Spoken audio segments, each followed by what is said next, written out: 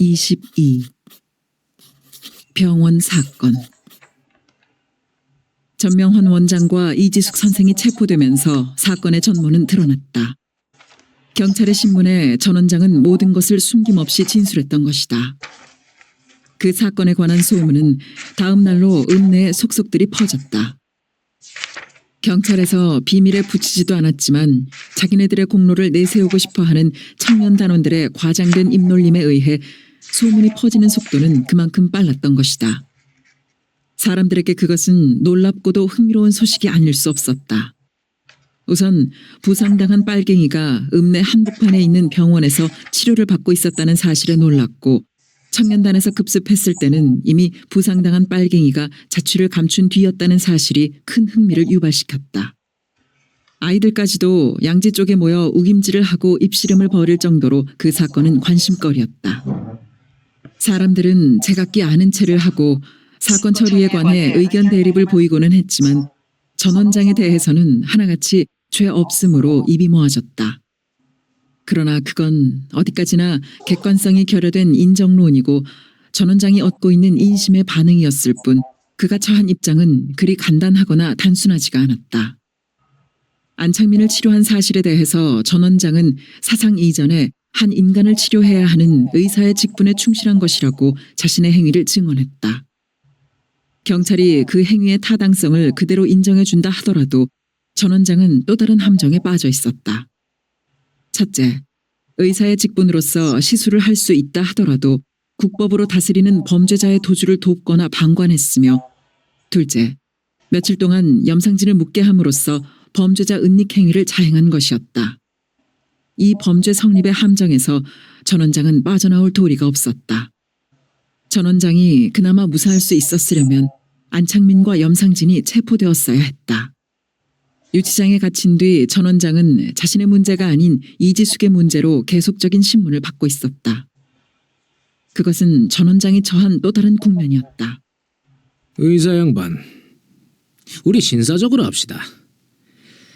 점잖은 처지에 있는 분한테 폭력을 쓸 수도 없고 인간적 견제에서 솔직하게 풀어버리고 빨리 끝내는 것이 서로 좋지 않겠소. 나도 살 찢어지고 뼈 부러지는 소리 듣기 좋아하는 사람 아니오. 전 원장을 마주대하고 앉자마자 토벌대장이 한 말이었다. 전 원장의 가슴에는 그 한마디 한마디가 예리한 칼날이 되어 섬뜩섬뜩 박혀왔다. 이지숙이가 빨갱인 줄 알았지요. 어제 형사부장이 물었던 것과 똑같은 질문이었다. 몰랐습니다. 그럼 뭔지 알았소? 안 선생과 애인 사이로만 알았습니다. 이거 보쇼 의사 양반. 빨갱이 새끼를 선생하지 마쇼. 당신은 지금 거짓말을 하고 있는 거야. 이주숙이한테 연락을 했을 때 벌써 그것들이 한패거리라는 걸 알고 있었어. 그렇지 않고서야 어떻게 피를 뽑으라는 연락을 할 수 있느냔 말이야. 토벌대장의 말은 의사 양반이 당신으로, 존대가 헤라로 바뀌어 있었다. 환자가 위급한 상태라서 다급한 김에 연락을 했던 것이지. 이 선생이 같은 입장에 있는 것을 알아서 그랬거나 연락을 한다고 꼭 수혈에 응하리라고 생각한 것도 아닙니다. 이봐, 선생하지 말랬잖아! 토벌대장이 눈을 치뜨며 갑작스럽게 소리쳤다. 전 원장은 가늘게 한숨을 내쉬었다. 그럼 그년이 피를 뽑겠다고 나섰을 때도 아직 시집도 안 간 년이 지 피를 뽑아 사내는 몸속에 넣겠다는데도 이상한 눈치 못 챘어? 그거야 애인을 위해서. 시끄러!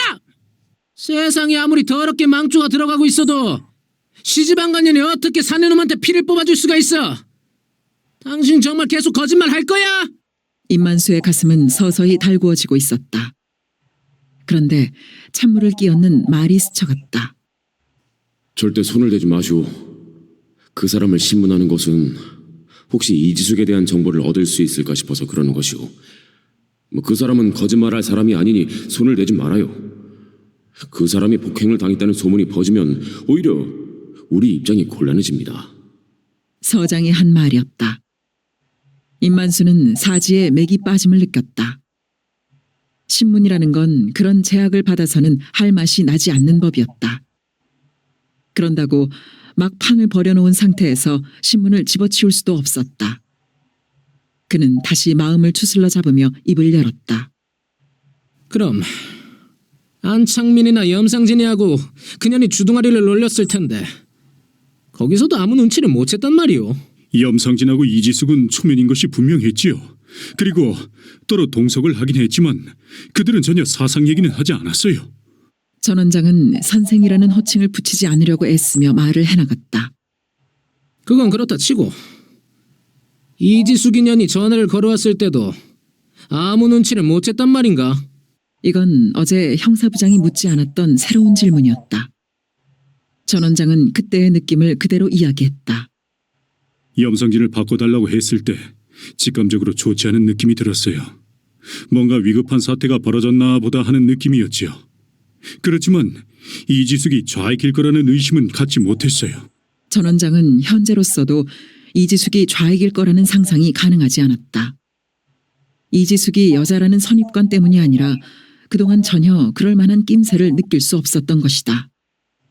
당신은 천상 고름이나 짜고 배나 짜먹고 살 사람이구만. 세상이 어떻게 돌아가는 줄도 모르고 빨갱이 치료나 해주고 앉았으니 원. 이번에 세상살이 쓴맛이 어떤 것인지 단단히 보고 나면 철이 들겠지. 토벌대장 임만수는 취조장을 탁 덮으며 일어섰다. 전 원장의 가슴을 찬바람이 휩쓸고 지나갔다. 다소 불안을 느끼지 않은 것은 아니었지만 사태가 이렇게까지 번질 줄은 몰랐었다. 염상진을 며칠씩이나 왜 은닉시켰으며 그들이 도주한 다음 왜 사건을 은폐시키고 있었느냐는 대목에서는 도무지 할 말이 없었다.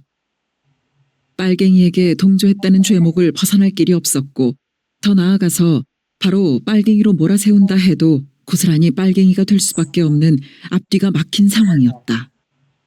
멀게만 느꼈던 사상싸움의 소용돌이에 휘말려들고 있는 절박감을 비로소 실감하고 있었다. 같은 시간에 이지숙은 불타버린 경찰서의 지하실에서 고문 취조를 당하고 있었다. 그 지하실은 일정 시대부터 고문 취조실로 써왔던 것이다. 건물이 다 불타서 못쓰게 되어버렸지만 지하실만은 불길이 닿지 않고 그대로 남아있었다.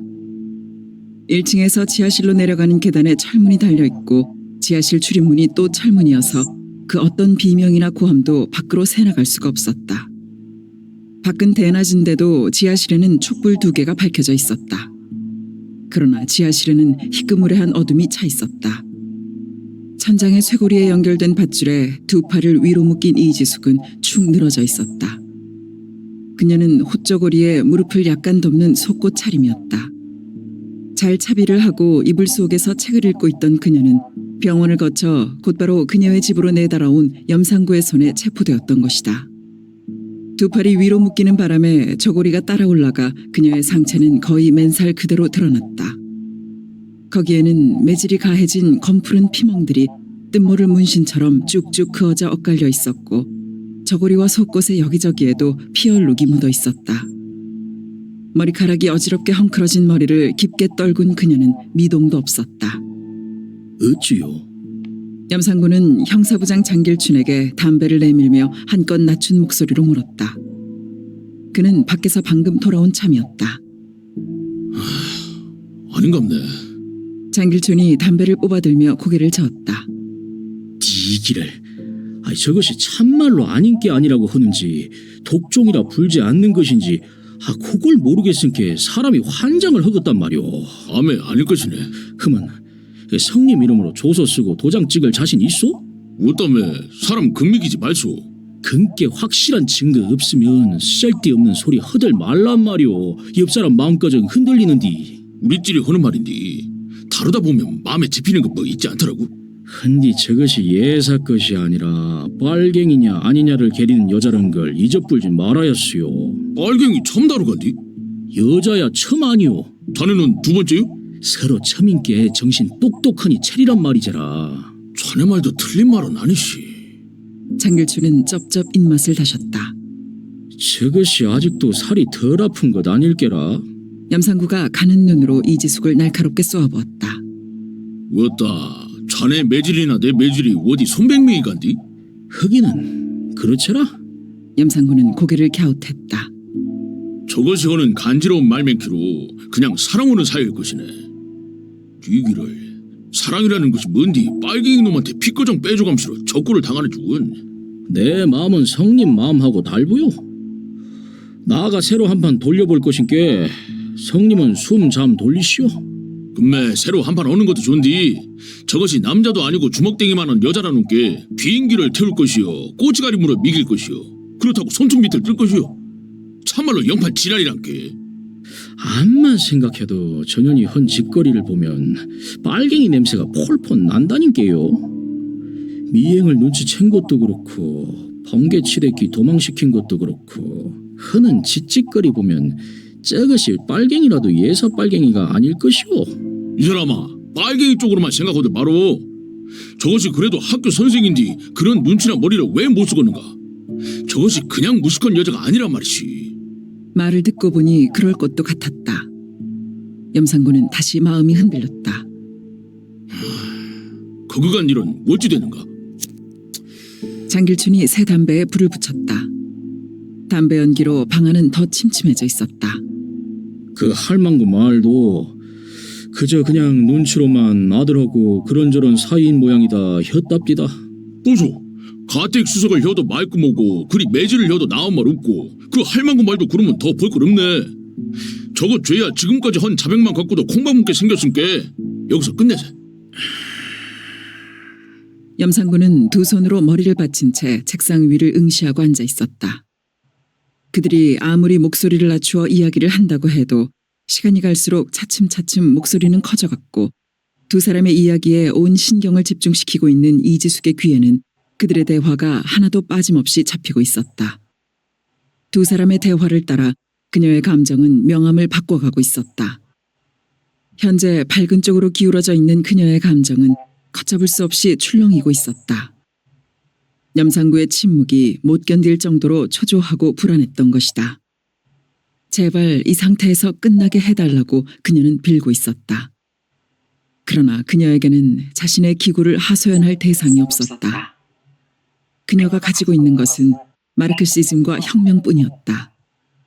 그것은 기구의 대상이 아니라 실천적 목표였다. 그 목표에 도달하는 데는 헌신과 희생이 있을 뿐이었다. 그러나 그녀는 이제 자신의 의지와 인내력을 신뢰할 수 없는 극한에 처해 있었다. 그동안 견디어낸 고문도 사력을 다한 것이었다. 고문을 견디어내지 못하면 바로 죽음을 만나게 된다는 명백한 사실을 어금니에 맞물고 고통과 싸운 것이었다.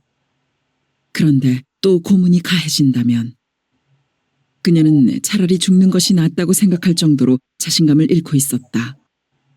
그녀는 고문을 당하면서 전혀 저항의 빛이나 대결의 태도를 보이지 않았다.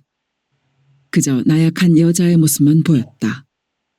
그것만이 수사의 올가미를 빠져나갈 수 있는 유일하고도 최선의 방법이라고 판단해서였다. 한 사람만이라도 혐의를 갖지 않게 된 것은 그 방법이 효과를 나타낸 것이라고 그녀는 믿었다. 아 뭘혀? 그만 끝내자니까. 장길춘은 답답하다는 듯 큰 소리로 말했다. 성님 먼저 가시오. 나가 마지막으로 한 판 더 해봐야 쓰겠소. 염상군은 윗도리를 벗어젖혔다. 허허 이 사람 참 혀봐야 눈물 철철 흘리면서 사랑인가 지랄인가 한 것뿐이라는 말밖에 더 듣겠어? 다른 말이 더 나오게 해야지라. 기분이 요리 찜찜하고 똥통에 빼진 것 맨치로 더럽게 일을 끝낼 수는 없구만요. 나도 둘째 흐름은 서러운 눈치가 싼 놈인데 비행기를 태우든 꼬치가리 물을 미기든 손톱 밑을 뜯든 밑구녕에 뱀대가리를 밀어넣든 다 나가 알아서 할 것인께 성님은 그만 가시오. 자네도 참 자네는 다 좋은디 그놈의 고집이 탈이여.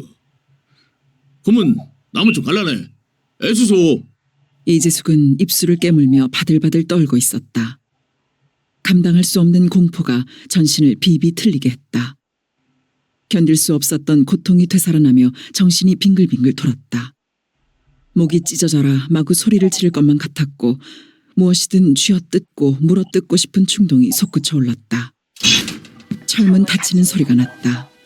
그리고 구둣발 소리가 가까워지고 있었다. 이지숙은 이빨을 앙다물며 전신의 힘을 모았다. 그때 커다란 손이 우악스럽게 턱을 낚아챘다.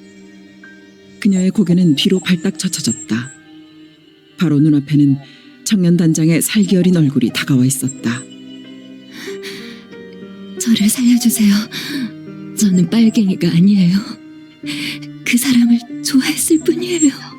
그녀의 눈에서는 눈물이 흘러내렸다.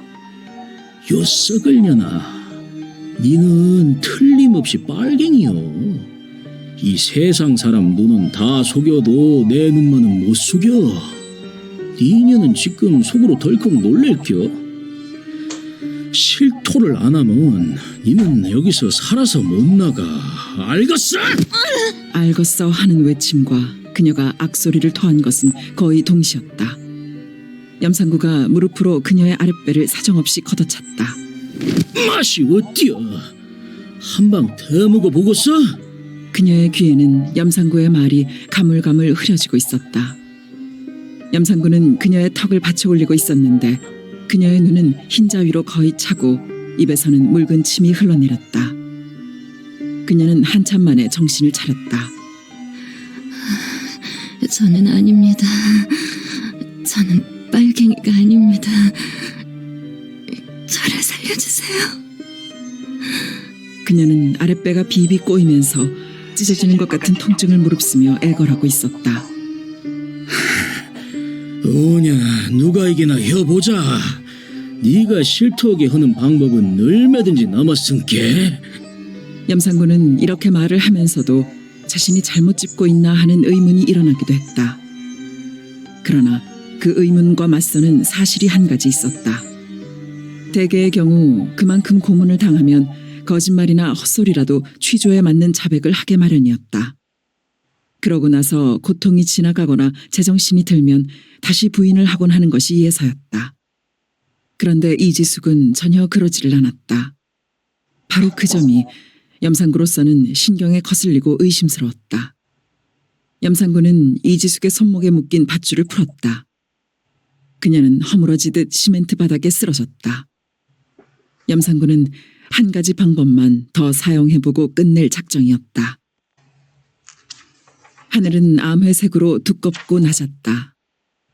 겨울이 본격적으로 시작되고 있음인지 하늘은 눈을 가득 품어 땅과 가까워지고 있는지도 몰랐다. 김범우는 소화다리를 건너고 있었다. 난간이 없는 다리는 건널 때마다 위태롭게 느껴졌다. 이런 시골의 다리 난간까지 뜯어다가 전쟁 물자를 만들어야 했던 일본의 막바지 궁핍이나 그때 뜯겨나간 난간을 몇 년이 지나도록 복구시키지 못하고 있는 해방된 나라의 궁핍이나 하나도 다를 것이 없다는 생각을 했고 그 생각이 부질없다는 생각에 김범우는 쓰게 웃었다. 쑥빛보다 진한 색깔로 포구의 양쪽을 덮고 있던 갈숲도 누릿누릿하게 변하고 있었다. 잎과 줄기가 억센 바다갈대는 꽃도 산갈대와는 다르게 피었다. 산갈대가 햇솜처럼 희고 나풀거리는 꽃을 피우는 데 비해 바다갈대는 푸른빛 도는 수척은 흰 꽃을 피워 올렸다. 김범우는 그 푸른빛 도는 바다갈대의 흰 꽃을 좋아했다. 흰 꽃에 엷게 물들어 있는 그 푸른 빛은 바닷물을 마시고 피워낸 꽃이라서 바다 색깔을 머금고 있는 것 같았고 넓디 넓게 펼쳐진 갈꽃의 무리를 보고 있노라면 또 하나의 바다가 물결치고 있는 듯 했다. 갈꽃이 그렇게 마음에 담긴 것은 학병에 끌려가기 직전 매일이다시피 혼자 방족을 걷게 되었을 때였다. 푸른빛 머금은 흰 갈꽃밭은 끝없는 우수였고 우울이었고 고적이었던 것이다. 어렸을 때부터 줄곧 옆에 있어서 무심할 수밖에 없었던 그 갈밭은 그때부터 그에게 새로운 의미가 되었다. 버마의 정글 속이나 태평양 상의 외로운 섬에서 어머니의 얼굴과 함께 문득문득 떠오른 것은 그 갈꽃밭이었다. 겨울 철새의 무리가 철교 너머로 낮게 드리워진 암회색 하늘을 헤집으며 날아가고 있었다. 그 새들은 인적이 먼 선수머리의 무성한 갈밭에 깃을 쳤을 것이다. 김범우의 우울한 마음은 그 철새들의 꽁무니를 따라가고 있었다. 그는 걸음을 멈추고 담배를 꺼냈다. 바람결에 성냥불이 꺼졌다. 그는 다시 성냥을 켰다. 그러나 불은 다시 꺼졌다. 그는 바람의 방향을 가늠하며 몸을 돌렸다. 다시 성냥을 그었다. 그래도 바람을 타며 위태롭게 펄럭이는 불꽃에 재빨리 담뱃불을 붙였다. 연기를 깊게 마셨다가 천천히 뿜어냈다. 마음이 무겁도록 우울한 것은 전 원장 때문이었다. 그의 의료 행위나 심중은 충분히 이해가 되었다. 그러나 그것은 어디까지나 사적인 입장일 뿐이었다. 이번 사건은 사적인 입장으로 설명되거나 해결될 성질의 것이 아니었다. 사회적 상황이 그러했고 사건의 내용이 그러했다. 지난번에 만났을 때 갑작스럽다 싶게 전 원장이 정치 사회적 상황의 맥을 알고자 했던 것도 돌이켜 생각하면 다 이유가 있었던 것이다. 그것은 그가 처해 있었던 현실적 갈등의 표현이었던 셈이다. 김범호의 우울은 전 원장이 받게 될 법적 혐의에 대해서 자신이 별다른 도움을 줄 수 없다는 데 있었다. 지금 경찰서를 찾아가고 있는 것도 조사 결과를 알아보는 것과 면회를 하는 것, 그 이상일 수가 없었다. 제 입장도 정말 난처합니다만 저에게 은닉 사실과 도주 협조의 사실만은 어쩔 도리가 없는 일입니다. 사건이 노출되지만 않았더라도 또 모르겠는데 그 사건은 초반에 벌써 수습할 수 없도록 노출되고 말았습니다. 경찰서장은 신중하게 말했다. 어려우신 입장 잘 알고 있습니다. 제가 부탁드리는 것은 사건 자체를 없었던 걸로 덮어달라는 것이 아니라 전 원장의 혐의에 대한 사건 조서만이라도 잘 꾸며주시기 바라는 겁니다. 글쎄요. 전 원장이 은민들한테 받고 있는 신망도 있고 여서 좋은 쪽으로 쓰려고 노력은 하고 있습니다마는 도움이 될 수 있는 어떤 구체적 사실을 생각하고 계시는지. 경찰서장이 조심스럽게 말머리를 돌렸다. 김범우는 미리 생각하고 있던 말을 차분하게 꺼냈다. 그러니까 은닉이나 도주에 관한 건을 전 원장이 자의나 능동으로 한 게 아니라 무기의 협박에 의한 불가항력적 행위였다는 것을 밝혀주시면. 책상 위에 시선을 떨군 서장은 보일 듯 말 듯 고개만 끄덕이고 있었다. 두 사람 사이에는 잠시 침묵이 이어졌다. 전 원장을 만나보시겠습니까? 서장이 불쑥한 말이었다. 그 갑작스러움에 김범우는 서장을 주시했다. 서장의 눈을 보는 순간 김범우는 그 의도가 무엇인지 퍼뜩 깨달았다. 고맙습니다. 만나죠. 김범우는 의자에서 일어났다. 서장도 따라 일어섰다. 뭐하러 오셨습니까, 김 선생? 이거 참 엿먹었게 됐어요. 약간 수척해진 전 원장이 김범우를 보자마자 한 말이었다. 그는 말처럼 쑥스럽고 미안한 느낌의 웃음을 입가에 물고 있었다. 원장님도 혁명의 영웅이 될 욕심이 있었던 모양이죠? 김범우가 능청스럽게 한 말이었다. 전 원장은 더 쑥스럽게 웃으며 고개를 끄덕거렸다. 원장님, 중대한 얘기가 있습니다. 김범우가 목소리를 낮췄다. 전 원장은 김범우 쪽으로 고개를 쑥 뺐다. 염상진이 안창민을 조계산 순막까지 옮기는 데는 꼬박 이틀이 걸렸다. 아직도 보행을 하기가 어려운 안창민을 들쳐업은 염상진으로서는 필사적인 탈주였다. 이지숙한테서 전화 연락을 받은 염상진은 그 시간으로 피신을 감행했다. 이지숙의 말은 전혀 엉뚱한 소리 같았지만 암호의 사전 준비가 없는 상태에서 위기 상황을 알리는 말로는 너무 완벽하고 훌륭했던 것이다. 염상진의 뇌리에 잡힌 것은 위험, 오늘 밤, 결정, 세 단어였다. 염상진은 전 원장에게 당장 피신할 필요가 있음을 알렸다. 긴장한 표정의 전 원장이 말없이 앞장섰다. 입원실 복도를 지나 안채로 갔고 전 원장은 대청마루 구석에 마룻장을 들어 올렸다. 일정 시대에 만든 방공호가 그 아래에 있었다. 안창민을 그곳으로 옮겨놓고 밤이 되기를 기다렸다. 밤이 되기까지 별다른 이상은 생기지 않았다. 출발에 앞서 전 원장이 조그만 보퉁이 하나를 내밀었다. 약이요. 전화가 걸려오고 병원을 떠날 때까지 전 원장의 한 말은 그 짧은 한마디뿐이었다. 그러나 염상진의 가슴을 쳐온 그 짧은 한마디는 오래도록 메아리로 울리고 있었다. 염상진으로서는 가슴 저리게 고맙다는 말이 무슨 말인지 비로소 알 것 같았다.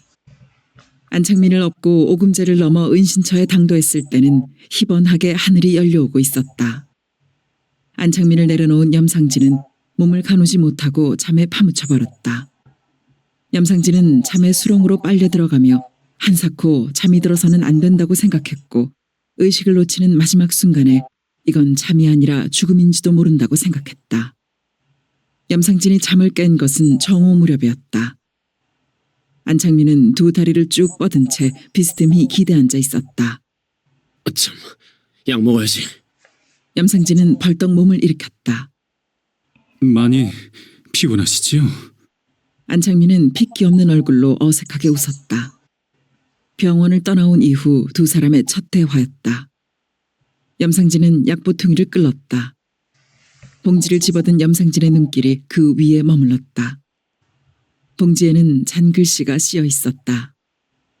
그건 세세하게 적은 약 복용법이었다. 약이요. 전원장의 짧은 한마디가 다시 염상진의 가슴을 쳐와서는 긴 메아리로 울리고 있었다. 염상진은 안창민을 떼어놓은 채 숨막으로 걸음을 재촉했다. 앞으로 남은 길은 지금까지 지나온 길보다 훨씬 험하고 멀었다. 혼자 힘으로 안창민을 업고 순막까지 간다는 것은 불가능한 일이었다. 순막에 가서 들 것을 준비하고 인력을 동원하는 것이 오히려 신속한 방법이었다. 사람들의 눈을 피해야 했고 환자의 안전을 도모해야 했으므로 발길은 더디고 느렸다. 8명이 동원된 그 일은 하루 반이 걸렸다. 거의 순막에 다다랐을 때였다. 그곳을 책임맡고 있던 하대치가 헐레벌떡 뛰어왔다. 대장님, 손님이 와 있구만요. 손님? 긴장과 함께 염상진의 눈빛이 예리하게 빛났다. 누구요? 염상진의 음성이 짧게 튕겼다. 그게 술 대장님, 접니다. 하대치의 대답이 끝나기 전에 들려온 굵게 울리는 목소리였다. 염상진의 고개가 소리나는 쪽으로 휙 돌아갔다. 아니, 자네. 염상진의 목소리가 격하게 터졌다. 대장님, 얼마나 고생이 많으십니까? 이쪽으로 성큼성큼 걸어오고 있는 것은 계란장수 차림의 정하섭이었다. 순천 포교당에서 하룻밤을 신세진 운정은 아침 공양을 마치자 곧 행장을 차렸다. 스님, 며칠 더 계시다 가시지 그러십니까? 이 큰절까지 하루 걸음이면 되고 여기도 집안절인데 서남사나 마찬가지 아닌가요? 중년의 당주승이 살붙게 말하고 있었다. 사실 쌍암부터 시작해서 순천과 승주군 일대의 대소사찰은 모두 서남사의 관할하에 들어있는 말사들이었고 말사승들은 언제나 본산승을 대하는데 각별한 예를 차리는 것이었다. 당주승이 그리 살붙게 하는 것은 지난밤에 운정이 간략하게 한 말 때문일 것이었다. 운정은 그저 당주승의 말이 고맙고 푸근했다. 어느 때 한 번 얼굴을 본 일도 이름을 들은 일도 없으면서 본선 출신이라는 한 가지 사실만을 가지고 그리 따뜻하게 대해주는 것이다. 그런 마음이 오고 감은 그저 불연이고 불운이라고 밖에는 달리 말할 수가 없었다. 지난밤에 조계산 서남사 순천 포교당이라고 쓴 한문 붓글씨의 긴 간판을 보는 순간 가슴을 적셔내리던 그 형용할 수 없는 감정도 불연의 고리를 벗어날 수 없음의 증거였고 불운의 바다에서 서식하는 하잘것없는 목숨임의 확인이었다. 본산에 들어 기니 할 일은 없지만 기왕 시작한 걸음이니 멈추고 싶지가 않소이다. 몸은 여기 두고 마음은 거기 빼앗기고 있느니 보다는 몸과 마음이 함께 있게 함이 순리가 아니겠소. 스님 말씀이 그대로 설법이십니다. 무슨 송구스러운 말씀을. 운정은 주름진 얼굴에 부끄러운 웃음을 지었다. 어젯밤에는 스님께서 고단하신 듯해서 말씀을 못 드렸습니다만 당주승이 손바닥으로 목을 쓸며 말을 망설였다. 무슨 말씀이시길래. 어서 하시지요. 운정은 전혀 잡히는 것이 없는 채로 말 들을 마음을 비웠다. 승이 승에게 주저할 말이 없는 법이었고 승이 승의 말을 듣지 못할 것이 없는 법이었다. 예, 다름이 아니었고 스님께서 본산에 드시기 전에 본산의 형편을 대강 알려드리는 것이 어떨까 해서요. 전혀 모르고 가시는 것보다는 대강 알고 가시는 것이 거하시는 데도 도움이 될 듯 싶어 그럽니다. 운정은 천천히 고개를 끄덕였다. 말하는 것으로 보아 본산에 무슨 변고가 있는 모양이었다. 갑자기 마음에 구름이 끼어왔다. 어서 말씀하시지요. 예, 속가에서도 알만큼은 알고 있는 사실입니다만 얼마 전에 본산에서 큰 사건이 생겼습니다. 중요한 줄기부터 말씀드리자면 절 재산인 사답을 놓고 의견 충돌이 생긴 것입니다. 한쪽에서는 사답을 소작인들에게 넘겨줘야 한다는 주장이었고 다른 쪽에서는 그래서는 안 된다는 주장이었습니다. 당주승은 잠시 말을 멈추었다. 운정은 자리를 고쳐 앉았다. 아주 관심이 끌리는 이야기였던 것이다. 그래, 어찌 되었어? 예, 그 문제가 쉽게 해결이 나지 않고 주장이 팽팽하게 맞섰습니다. 사답을 소작인에게 넘겨줘야 한다는 쪽에서는 부처님의 가르침을 실행해야 하는 승려들의 집단인 절집이 몇백 년에 걸쳐서 지주 노릇을 해온 것만도 부끄러운 죄업을 쌓은 것이니 이제부터라도 사답의 소유권을 소작인에게 넘겨주고 부처님의 가르침을 바르게 따르고 실행하자고 했고 반대하는 쪽에서는 절 대중들은 뭘 먹고 살라고 그런 소리냐고 맞선 것입니다. 그런데 두 주장이 이쪽이나 저쪽으로 기울지 않고 팽팽하게 맞섰던 것은 주지 스님과 부주지 스님이 그 주인 노릇을 하고 있었던 까닭입니다. 그러면 넘겨주자는 쪽이 누구였어? 부주지 스님이었습니다. 운정은 느리게 고개를 끄덕였다. 그런데 이 주장은 싸움으로 변하고 말았습니다. 아니, 치고받고 했다는 말이오. 운정이 눈을 크게 떴다. 아닙니다. 그런 싸움이 아니라 이 대중들이 완전히 두 파로 갈라졌고 넘겨주자는 쪽에서는 소유권 이전 서류를 몇몇 소작인들에게 만들어주고 말았습니다. 그렇게 되니 반대하는 쪽에서는 인장 절취와 공문서 위조로 소송을 제기했습니다. 저런 놈의 일이 있나? 일은 거기서 끝난 것이 아닙니다. 대중들이 두 쪽이 나긴 했습니다만 그 수로 보자면 반대하는 쪽이 더 많았지요. 수가 많은 그쪽에서 본산 대중회의를 소집했습니다. 말사들까지 모이고 보니 반대하는 쪽 수는 더 많아졌습니다. 거기서 부주지 스님의 해임을 결정함과 동시에 말사 주지로 임명을 했습니다. 말사 주지는 명색이고 본산에서 내쫓기게 된 것이지요. 그 스님의 법명이 어찌 되는지. 법의 한 일입니다. 법일. 운정은 낮게 외웠다. 알 수 없는 이름이었다.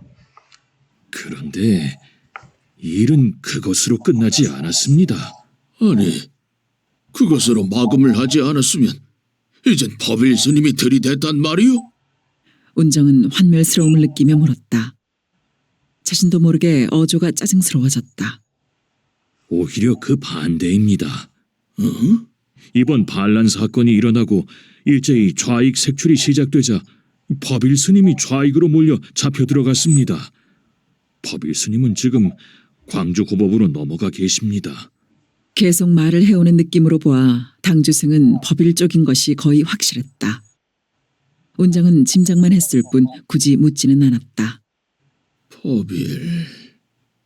그 스님의 주장이 옳고 뜻은 장하오만 앞길은 평탄치가 못하겠어. 그분은 어찌 공부를 했기에 부처님의 가르침을 그리 바르게 터득하고 또 그렇게 실행할 뜻을 세울 수 있었는지 모르겠어. 운정은 눈을 내리감은 채 중얼거리듯 말하고 있었다. 법일 스님은 예사 스님이 아니십니다.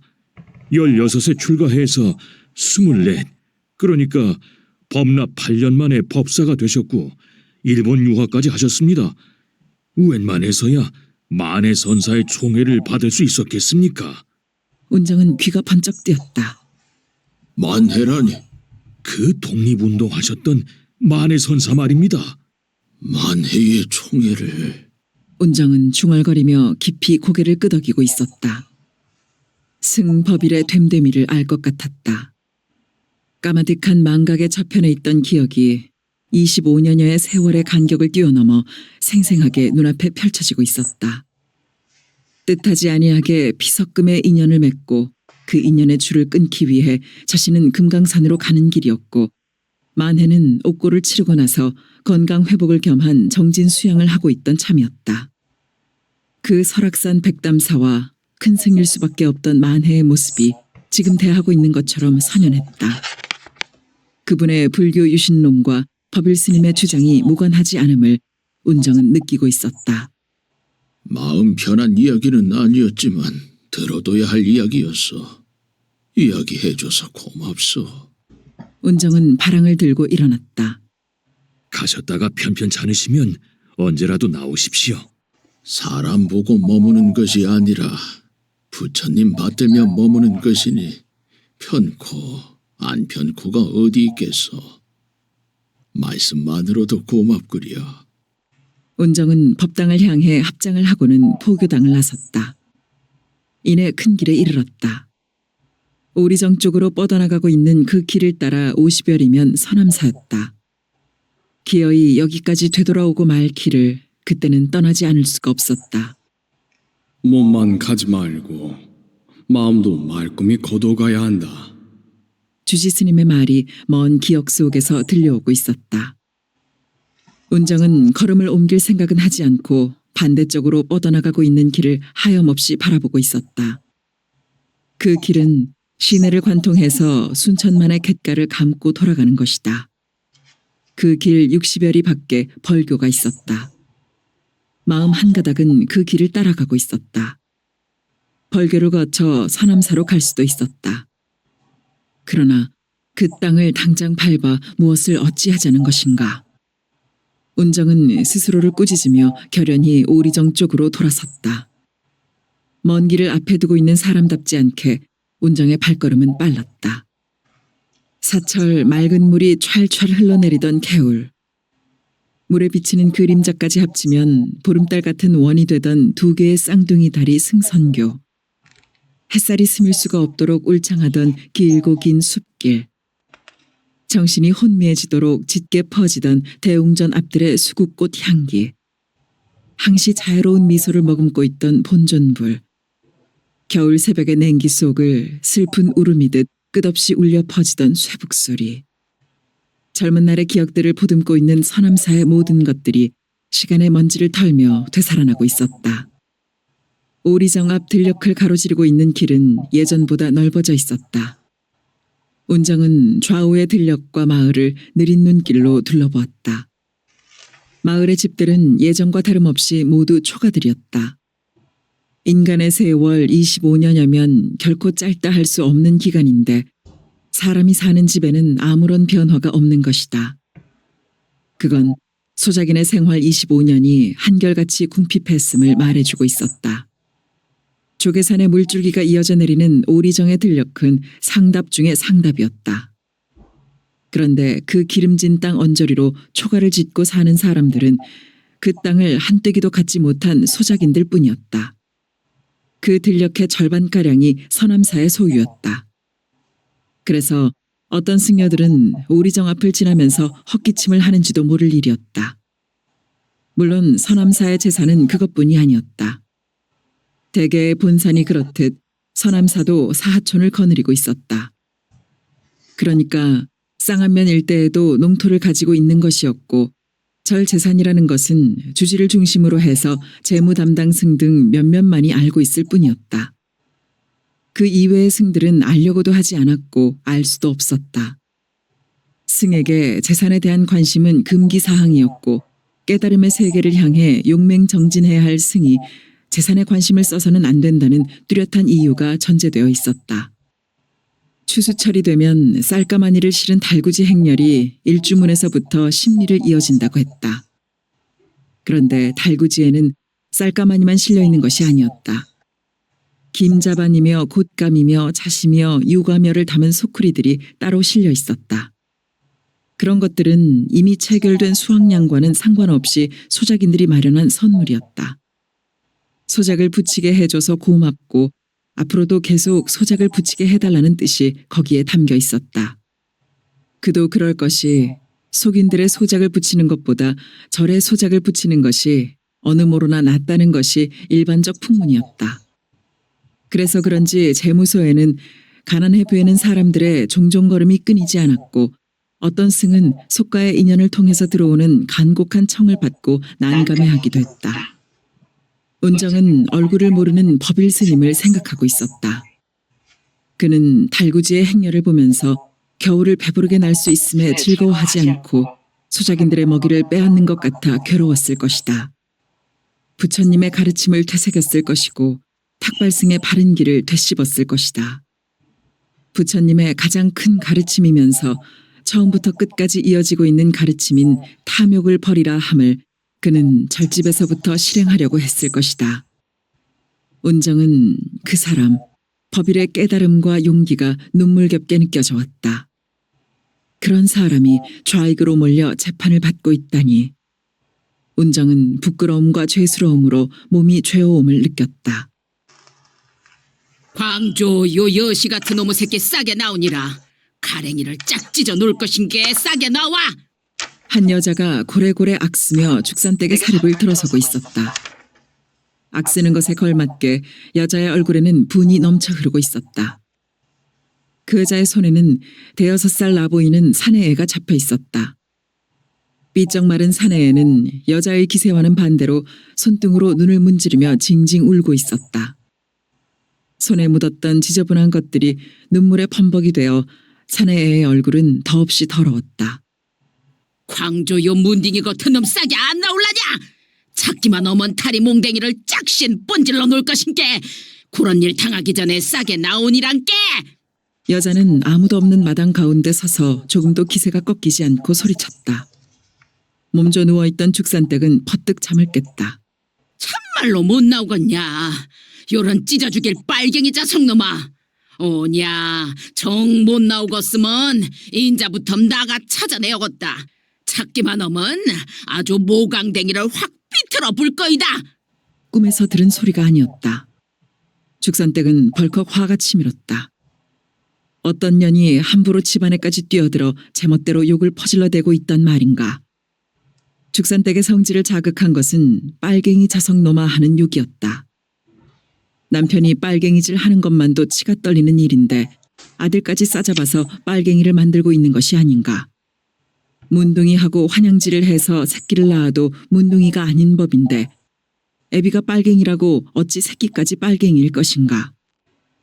그녀에겐 그건 욕 중에서도 가장 흉한 욕이었다. 오냐, 니년이 누구냐? 불쌍한 우리 새끼 빨갱이로 모는 니년 가정이를 나가 먼저 찢을란다. 죽산댁은 느닷없이 외쳐대며 지게문을 박차고 뛰쳐나갔다. 그러지 않아도 붙들려 들어갔다가 나와서 심기가 비꼬이던 참이었는데 어떤 년이 화풀이감으로 잘 걸렸다 싶었던 것이다. 오냐, 빨갱이 지집년이 바로 방구석에 처박혀 있었구나 이년아. 싸게 나오니라. 나다 나. 토방으로 뛰어내리는 죽산댁을 향해 기세등등하게 쏟아지는 욕이었다. 시선을 바로잡은 죽산댁은 멈칫했다. 바로 눈앞에 독을 뿜고 서 있는 것은 민순경의 마누라 보성댁이었던 것이다. 나가 바로 니년 새끼를 빨갱이로 몰았다. 어디 내 가쟁이를 니년이 먼저 찢어봐라. 니년 남편 손에 우리 남편이 죽었디끼. 인자 니년 손에 나가 가쟁이 참 찢어져 죽어보자. 방을 뛰쳐나올 때의 힘은 어디로 간 것일까. 죽산댁은 팔다리에 맥이 빠지고 눈길이 떨어질 정도로 기가 꺾이고 있었다. 보성댁의 남편 민순경은 이번 난리통에 총을 맞아 죽었다. 남편이 총질을 한 것은 아니었지만 부하들이 한 짓이니 남편이 죽인 것이나 마찬가지였다. 보성댁은 남편이 죽고 나서 표가 나게 달라졌다. 눈에 살기가 돌고 걸핏하면 싸우려고 들었다. 죽산댁은 보성댁 앞에서는 그저 죄인이었다.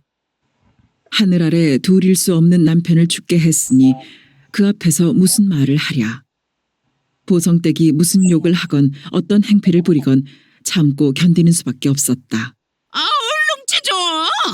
호랭이라도 잡을 때끼 쫓아 나오던 기운 다 워따 두고 요러고 섭서. 니년 마음대로 싸게 짝짝 찢어 보란께! 보성댁은 주먹을 부르쥐며 아글아글 써댔다. 보성댁, 어째 이래 쌌소? 어디 조단조단 말을 해보시오. 워따따! 요년 말하는 것 좀 보소. 사람 속에서 불땡이가 끓는 뒤 조단조단 말을 오라고? 시방 니년 눈구녕으로 보면 모르냐? 너 그 새끼 곧 쇠를 뺄 광종가 빨갱이 새끼인가? 우리 세훈이를 요장 무실히 팬 것이오. 그놈이 손모강대기를 뚝뚝 분질러 보려고 왔다. 보성댁은 부드득 이빨을 갈아붙였다. 어떤 힘도 당할 수 없을 것 같은 시퍼런 도끼가 흘렀다. 뭐? 참말로 그 자석이 못된 짓이었소. 요 일을 어찌했을게라? 짐작은 하고 있었지만 막상 말을 듣고 보니 죽산댁으로서는 정말 면목이 없었다. 차라리 보성댁 아들한테 맞고 오는 것이 속 편할 일이었다. 어쩌기는 뭐를 어째? 그놈의 새끼를 내놓아! 참말로 손모가지를 작신작신 뻔질러 볼 것인게! 어쩔게라. 지금 집에 없소. 죽산댁은 속으로 안도하고 있었다. 만약 집에 있다면 말 그대로 손목이야 부러뜨릴까마는 볼이라도 두어 차례 얻어맞게 될 수밖에 없는 형편이었다. 자식이 아무리 잘못을 저질렀다 하더라도 바로 눈앞에서 남의 손에 얻어맞는 꼴을 어찌 볼 것인가. 무슨 소리 하는 거야 시방? 쥐새끼 맨키로 집안으로 도망치는 것을 뒷쫓아옴시로 이 두 눈으로 똑똑하니 봤는데 그런 속 뻔한 거짓말을 끼어? 애미꺼정 지랄하면 니년 죽고 나 죽고 하는겨? 보성댁은 당장 머리채라도 쥐어잡을 것처럼 두 팔을 치켜들며 부르르 떨었다. 죽산댁은 분명 아들이 방에 없었다는 사실에 안심하고 있었다. 헐야? 나가 거짓말 하는가? 보성댁이 싹 다 찾아보시오. 죽산댁은 옆으로 비켜섰다. 보성댁은 지체하지 않고 토방으로 올라섰다.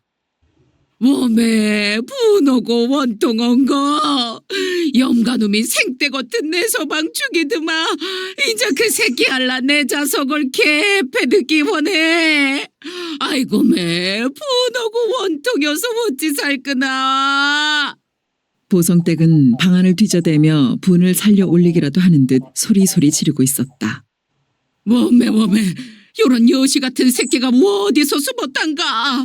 산 잘 타고 도망 잘 댕기는 지그애비 탁해서 딴디 어디 쏙 숨어버렸구마.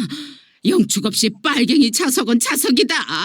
네가 아무리 숨어도 나가 기어코 찾아서 그놈의 소모가지를 기연시 뚝뚝 분질러 볼 것인게. 보성댁은 마치 실성한 것처럼 중얼거리며 부엌문을 열어젖혔고 다시 헛간으로 달려가고는 했다. 팔짱을 낀 채 토방에서 꼼짝을 않고 서 있는 죽산댁의 마음은 그때마다 조마조마했다. 몸에 부녀서 어쩔거나. 요런 여시 같은 새끼가 어디에 숨었을까. 사람 폭동을 하고 죽을 일이시왜. 헛간까지 다 뒤지고 나오면서 보성댁은 발을 쿵쿵 구르고 있었다. 진작 울음을 그친 그녀의 아들은 무료한 얼굴로 서 있었다. 보성댁, 나가 내 새끼 잘못한 것을 대신 빌겄어. 그러고 그놈을 찾으면 내 손으로 보성댁 앞에 끌고 가겠어. 죽산댁은 다행스러움과 미안함이 섞인 마음으로 말했다.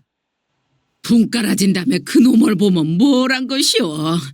여시 같은 새끼 지금 눈앞에 있어야 그놈 귀싸대기를 채든지 대갱이를 줘박든지 이어서 분풀이를 어제. 보성댁의 화는 어느 만큼 가라앉아 있었다. 참말로 낯없고 미안시럽소. 다시는 요런 일 없도록 단돌이 하겠소. 죽산댁은 진심으로 사과했다. 빨갱이 집안 새끼하고 순사 집안 새끼는 저승까지 가서도 상극인께 다시는 우리 어들하고 못 놀게 맹글어. 빨갱이는 문딩이만도 못한 종자들인께. 보성댁은 금방 살기 돋는 모습으로 말하고는 퇴 침을 내뱉었다. 죽산댁은 그만 불길이 치받쳐 올랐다. 그러나 속입술을 물며 그 불길에 찬물을 끼얹었다. 내 남편이 저 여자 남편을 죽였다. 가자, 요 핑충이 새끼야. 인자 니는 평생을 애비 없이 살아야 얼팔자요. 근께 널던 보담 독하고 싸납고 야물딱져야요. 그래야 이 애미가 니를 믿고 살제.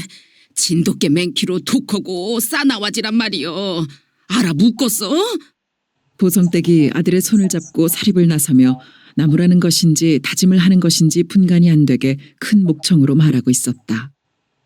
모자의 뒷모습을 멍하니 바라보고 서 있는 죽산댁의 가슴에 그 말은 쇠꼬챙이가 되어 박혀오고 있었다. 그리고 그 말이 꼭 보성댁한테만 해당되는 말 같지가 않았다. 그 불길한 생각과 함께 전신에 소름이 끼쳐왔다. 아들 광조는 한참 만에야 뒤란 쪽에서 뛰어나오면서 헤헤거리고 있었다. 웜에 네 어디 있었디냐? 죽산댁은 놀라며 빠르게 사립 쪽을 살폈다. 정제에 숨어서 언니하고 말하는 소리를 가만히 듣고 있었는데 언니가 보성댁이 다 찾아보시오 안 웃는가? 정제에 그대로 있으면 잡힐 것 같아서 뒷문으로 살짝 나가 뒷집 대밭으로 창내 뺐어. 그게 나를 찾을 수가 있까디. 언니 어쩐가? 나 똑똑하지? 광조는 양쪽 손 엄지손가락을 세워 보이며 으스댔다. 그렇게 눈치 빠르게 피한 아들이 대견하지 않을 수가 없었다. 그러나 잘했다고 칭찬을 할 수는 없었다. 보성댁에게 너무 양심 없는 짓이 될 터였다. 네 어째서 세훈이를 때렸냐? 죽산댁은 엉뚱한 쪽으로 말을 돌렸다. 때리고 잡아 때릴깐디. 죽산댁의 서슬에 광조는 금방 기가 죽으며 곁눈질을 했다. 때리고 잡은 게 때렸겠지. 때리기 싫은데도 때렸어? 세훈이 그 문딩이 새끼가 자꾸 누구 아버지 빨갱이 그럼시로 아무 놀이에도 못 깨게 하는데 어째? 죽산댁은 짧게 한숨을 토하며 아들을 멍하니 바라보았다. 빨갱이는 문딩이만도 못한 종자들인께. 보성댁의 목소리가 쟁쟁히 울리고 있었다. 아들이 더없이 가엾고 안쓰러웠다. 광조야, 이리 오니라. 죽산댁은 아들에게 손을 내밀었다. 아들은 머뭇거리며 다가왔다. 그녀는 아들을 무릎에 앉혀 꼭 끌어안았다. 까닭 모를 슬픔과 서러움이 북받쳐 올랐다. 그녀는 목이 메어 말을 할 수가 없었다. 한참을 그대로 앉아 있었다. 어린 것의 숨결과 체온이 느껴져 왔다. 무슨 수를 써서라도 살아가야만 한다. 그녀는 스스로에게 새삼스럽게 다짐하고 있었다. 광조야, 응? 네 엄니하고 약속하자. 무슨 약속? 앞으로는 세훈이하고 안 놀겠다는 약속. 알겠어. 언니가 허라면 할게요. 그려, 우리 광조 착하다. 그러고 세훈이가 멋이라고 놀려도 못 들은 듯게 여라. 아버지를 욕하는데도? 그려, 못 들은 듯게요.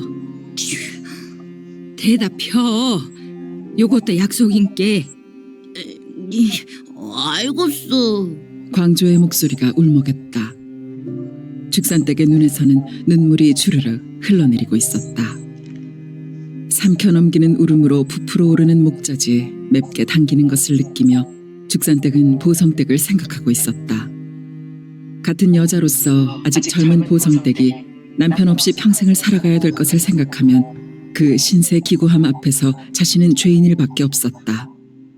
그러나 그건 사사로운 입장에서 따질 때만 그렇고 민순경을 놓고 보자면 보성댁은 과부가 안 될 수 없는 형편이었다.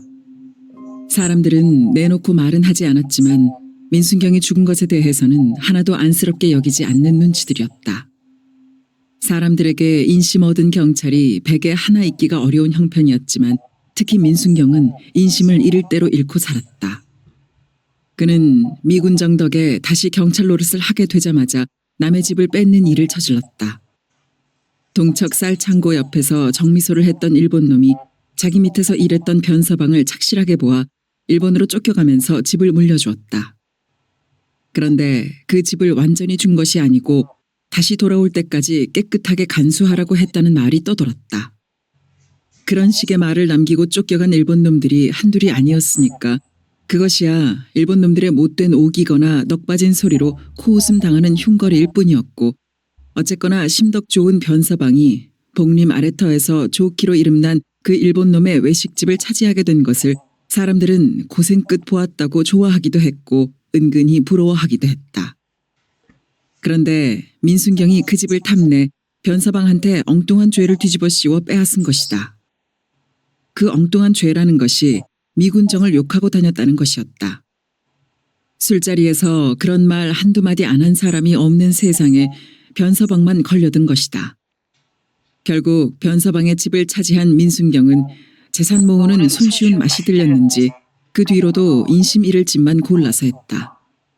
좌익 단속을 한다며 걸핏하면 사람들을 끌어가서 겁먹이고 얼리다가 뒤로 무엇인가를 받으면 슬그머니 풀어주었다. 미국 수매에도 누구보다 모질게 사람들을 몰아댔는데 할당량을 못 채웠다고 닭을 손수 잡아가기가 예사였고 손찌검도 거침없었다. 그가 잡아가는 닭은 물론 그의 차지였고 쌀에 손을 안 대는 순경들이 거의 없지만 그가 특히 많이 빼돌리고 있다는 말이 사람들의 입을 건너다녔다. 그리고 민순경네는 새끼 쌀밥만 먹고 산다는 말도 떠돌았다. 민순경이 죽자 이빠른 여자들은 그래도 말을 참지 못했다. 아, 무슨 걱정이요, 걱정이. 평생 묵고 살 재산 못 타놓고 간 것인디. 그런 과부 노릇이람사 10분도 어겄네. 아이고 매 없는 과부는 수저라고 사라져도 있는 과부는 수저라고 못 산다는 말 듣지도 못했어? 이 사람 시방 무슨 촌실한 소리요? 자유연애허는 계명천지가 시작된 것이 원제라고 그런 실답잖은 소리요. 재산이 껐다 손 아래 남자 탈탈 골라 팔자 고치제 못났다고 수저리요 수저리. 팔자 고칠 재산까지 떡 못타놓고 가는 남편 만났으니 그보다 상팔자가 뭐 어딨어. 나는 똑 풀어봐 죽겠구만은. 어메 문딩이 그놈의 창창한 옥이 시퍼런 대창 끝이 따로 없네. 아서라 아서에? 죽산댁은 그런 말들을 애써 못 들은 척했고 그런 자리는 서둘러 피했지만 민순경의 죽음에 대해서는 역시 냉정하지 않을 수가 없었다. 남편이 하는 일과 상관없이 경찰들이나 관공서 사람들이 저지르고 있는 잘못에 대해서는 죽산댁도 누구 못지않게 불신감을 품고 있었다. 경희와 성일은 순천행 기차에 나란히 앉아 있었다. 기차는 진트제의 터널을 지나 구룡을 향해 달리고 있었다. 창가의 경희는 움츠린 앉음새로 발치게의 시선을 보내고 있었고 성일은 창밖으로 먼 눈길을 보내고 있었다. 경희는 서울로 돌아가는 것이고 성일은 기차를 갈아타는 순천역까지 누나를 전송하러 가는 길이었다. 기차가 출발하고 나서 지금까지 그들은 서로 다른 생각에 잠겨 있었다. 경희는 역에까지 따라 나온 어머니를 생각하고 있었다. 어머니는 놀랄 만큼 강해져 있었다. 눈물 같은 것은 비치지도 않았다. 건강하고 공부만 열심히 하라 해? 어머니는 아버지가 했던 말을 그대로 대신하고 있었다. 지난 봄에 아버지는 그냥 공부라고 했고 어머니는 공부만이라고 한 것이 다를 뿐이었다. 그 만이라는 제한의 뜻에 어머니의 심정이 그대로 드러나고 있었다. 모든 것은 내가 알아서 할 테니까 하는 말이 그 속에는 담겨 있었다. 그건 앞으로의 삶을 향한 어머니의 의지였고 각오였다. 어머니는 이제 억지로라도 강해지고 억세어지지 않을 수 없게 되어 있었다. 그 첫 번째 표현이 바로 자신의 서울 유학을 계속하게 한 것이었다. 여자는 약하나 어머니는 강하다. 어머니의 앞으로의 생애를 상징하는 말이었다. 앞으로의 어머니 생애에는 여자로서의 삶은 없고 어머니로서의 삶만 남아있는지도 모른다. 그건 얼마나 삭막하고 불행한 삶인가.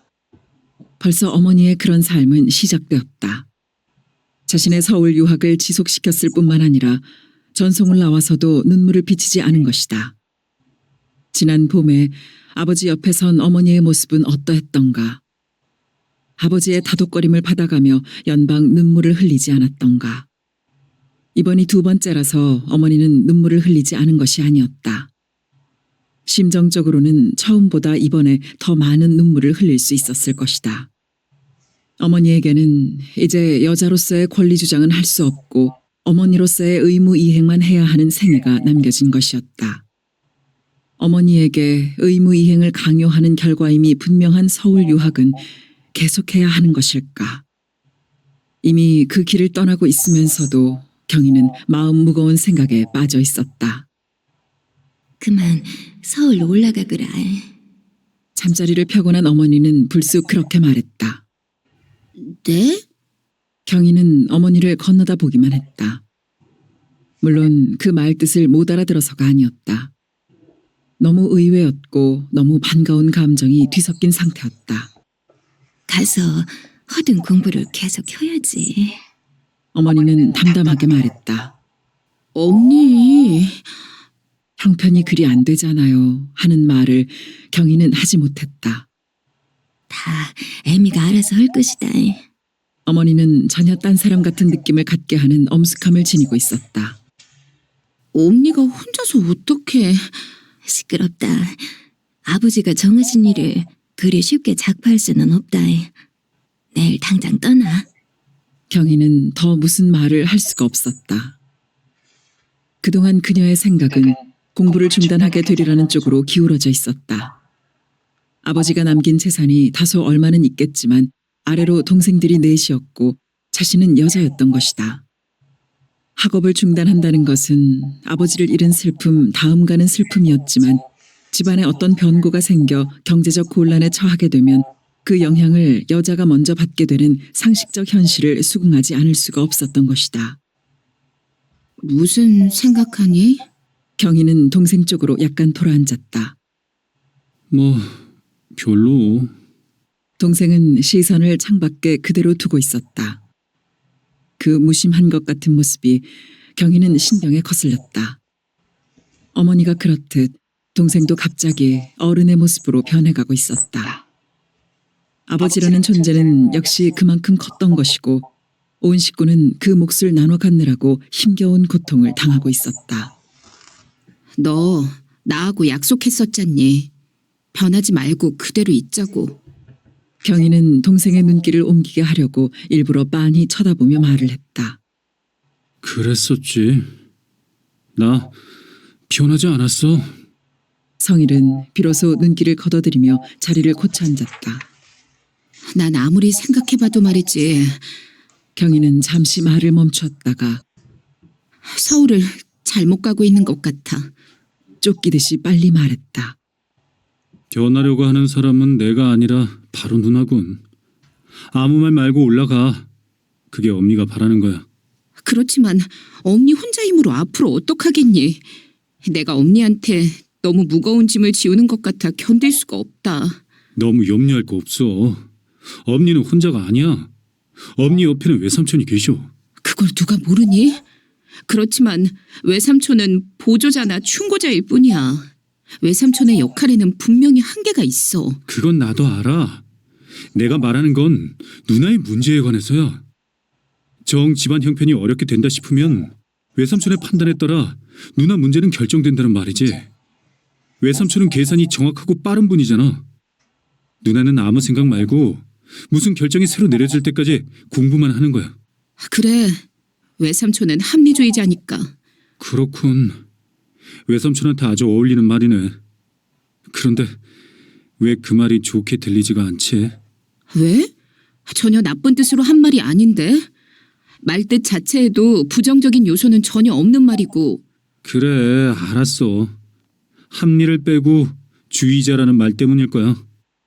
나는 무슨 주의나 주의자라는 말은 딱 질색이니까. 경희는 가슴이 쿵 울리는 충격을 느꼈다. 그것은 동생이 공산주의로부터 정신적인 피해를 얼마나 크게 입고 있는가를 반증하는 것이었다.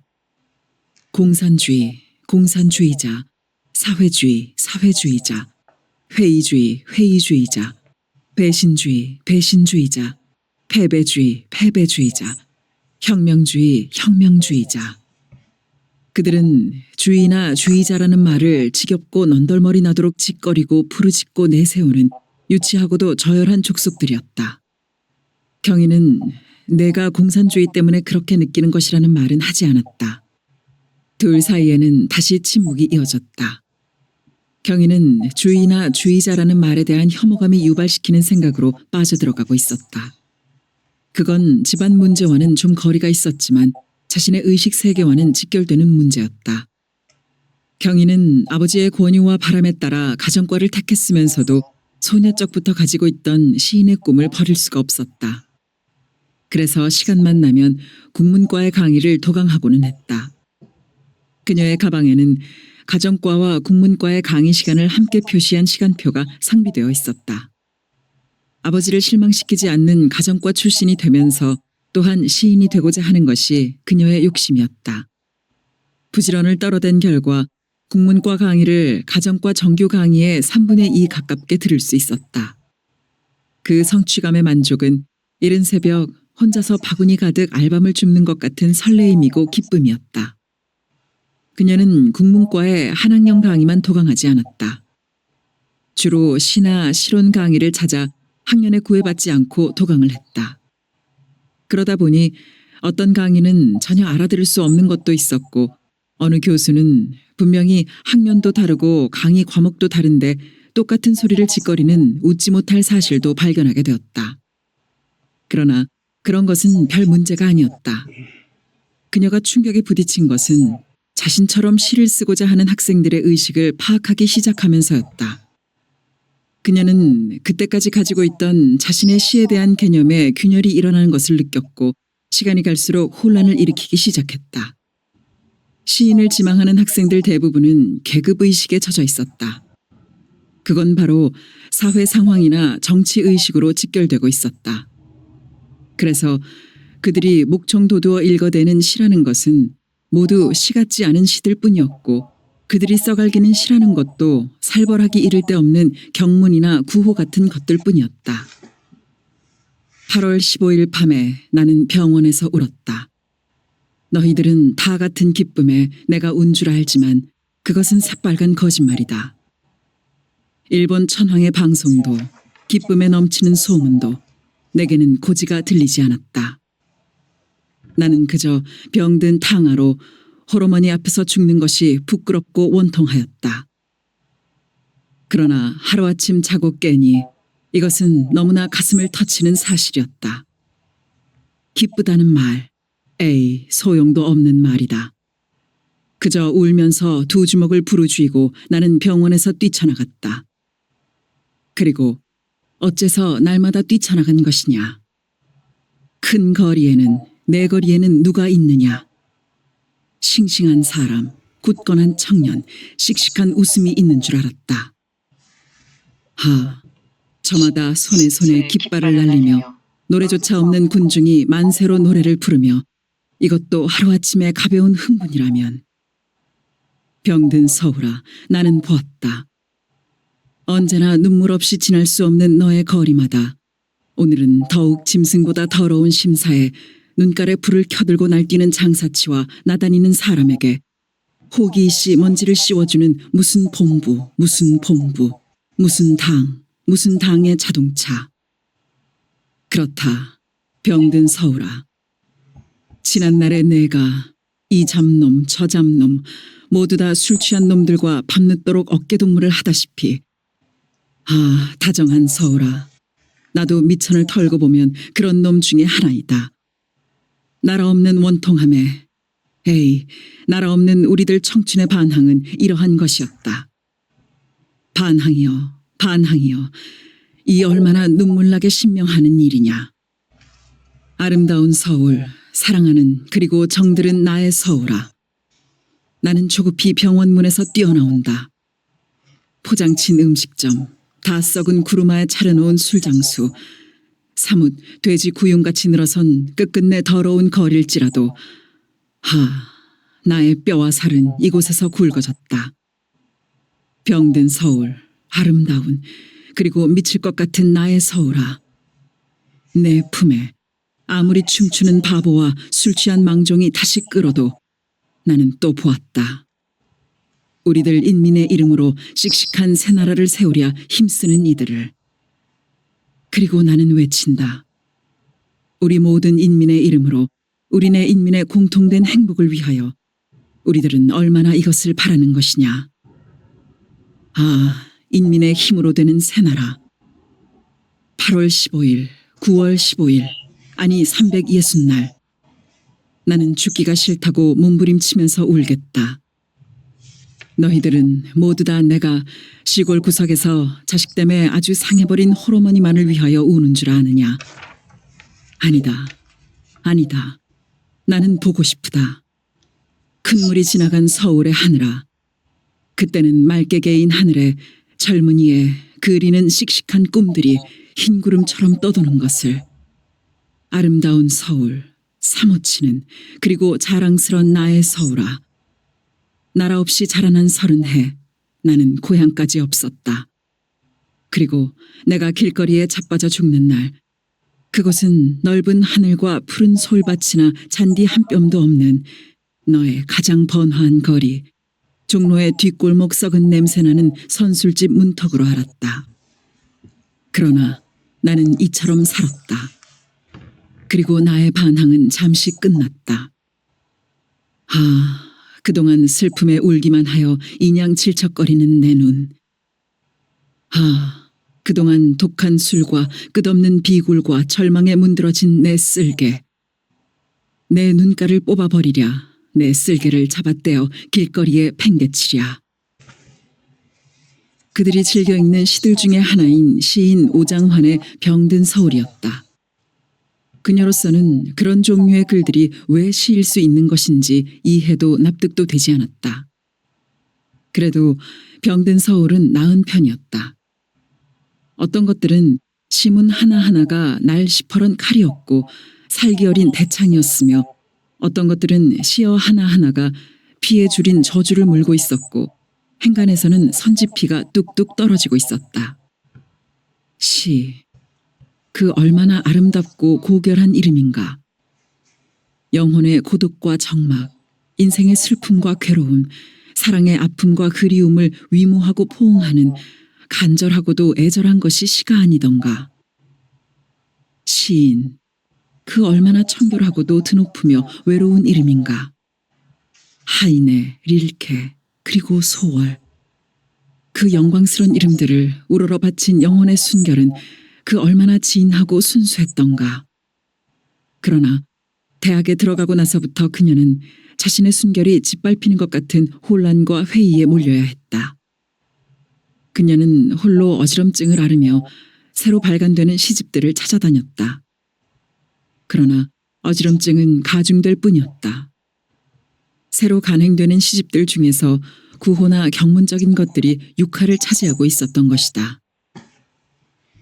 얇은 사 하이한 곡갈은 고이 접어 나빌레라. 파르라니 깎은 머리 박사 곡갈에 감추오고 두 볼에 흐르는 빛이 정작으로 고와서 서러워라. 빈대에 황촉불이 말없이 녹는 밤에 오동잎 잎새마다 달이 지는데 소매는 길어서 하늘은 넓고 돌아설 듯 날아가며 사뿐히 접어올린 외씨 포선이여. 까만 눈동자 살포시 들어 먼 하늘 한개 별빛에 모두 오고 복사꽃 고운 뺨에 아롱질 듯 두 방울이야. 세사에 시달려도 번뇌는 별빛이라. 휘어져 감기우고 다시 접어 뻗는 손이 깊은 마음속 거룩한 합장인 양 하고 이 밤사 귓도리도 지새우는 삼경인데 얇은 사 하이한 곡갈은 고이 접어서 나빌레라. 청록집 속에 들어있는 조지훈의 승무였다. 만약 이런 시편들을 만날 수 없었다면 그녀는 시인이 되기를 포기해버렸을지도 모른다. 기름진 지주의 배꼽에 대창을 꽂아라. 그리하여 굶주리고 굶주린 소작인의 배를 그 피로 채우자. 이런 것을 시라고 써서 낭독이 아니라 울부짖어대는 살벌한 분위기 속에서 조지훈 같은 시인은 자신을 부축해주는 크고 큰 힘이었다.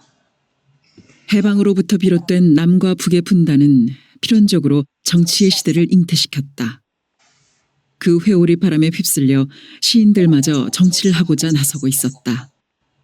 그러므로 시는 구호화되고 경문화되었고 시인은 시의 창조자가 아니라 시의 살해자로 둔갑해 있었다.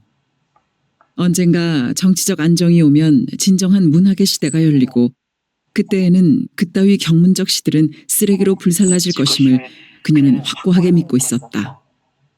그런 믿음은 물론 그녀 스스로의 능력으로 파악한 결론이 아니었다.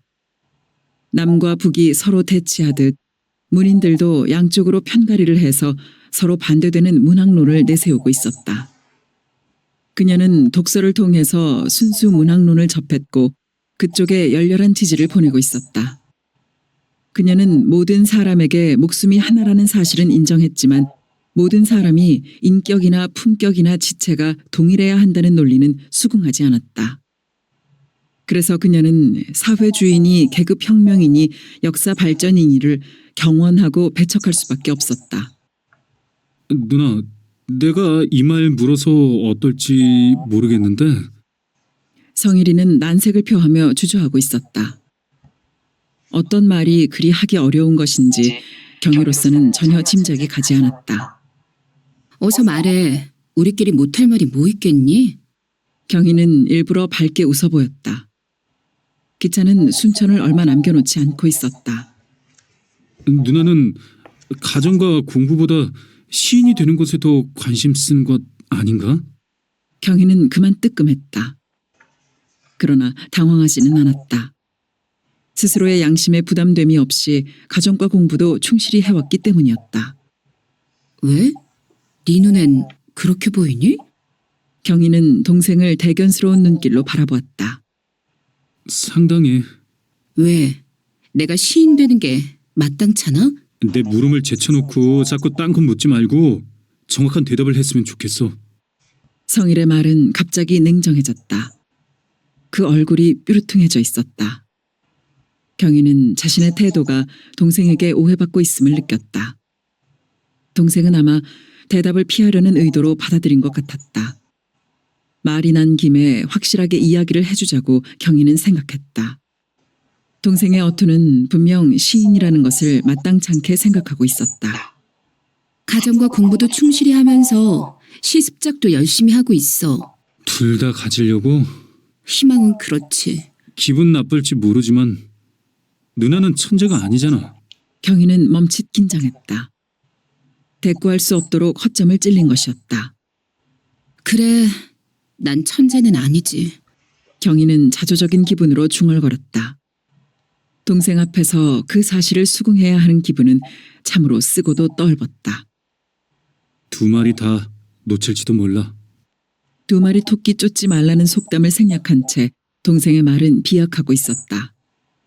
그런 동생이 대견해 보이기도 했고 시건방져 보이기도 했고 어쨌든 동생에게 추궁을 당하고 있는 형편인 것은 분명해서 기분이 좋을 수가 없었다.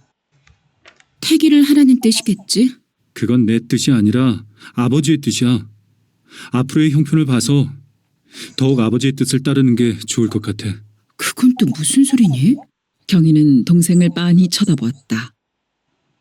글쎄, 잘은 모르겠는데 시인보다는 가정과를 나오는 게 앞으로도 쓸모가 있지 않을까 하는 생각이 들어. 만일의 경우 여학교 선생을 할 수도 있고. 성일아. 경희는 동생의 손을 덥석 잡았다. 정신이 아찔해질 정도로 충격이 왔다. 그리고 걷잡을 수 없이 눈물이 솟구쳤다. 동생은 이미 가장이 되어 있었던 것이고 외삼촌 같은 합리주의자가 아니라 그보다 한 발 앞선 현실주의자가 되어 있었던 것이다. 경희는 그 사실이 그렇게 슬프고 아플 수가 없었다. 가정과 공부만 하겠다고 확실하게 말해주고 싶었지만 울음으로 목이 막혀 말을 할 수가 없었다. 다 왔어. 내려. 동생이 먼저 일어서고 있었다. 23. 계엄군 주둔. 군인 1개 중대 병력 200명이 네 줄로 질서정연한 대오를 이루며 소화다리를 건넌 것은 11월 20일이었다. 그들은 읍사무소 쪽의 큰 길을 따라 행군에 나갔다. 행인들이 걸음을 멈춰 섰고 양쪽 길가의 상점들에서 사람들이 밀려나왔다. 그들의 절도 있는 행군은 사람들의 관심을 끌기에 충분했다. 그들은 경찰이 아니라 군인이었으며 하나같이 완전 무장을 하고 있었다. 그리고 그 수가 200명이나 되는 대병력이었다. 일정시대부터 그때까지 읍내 사람들은 무장을 갖춘 200명의 병력을 본 일이 없었다. 저 아가씨 어찌된 군대란가?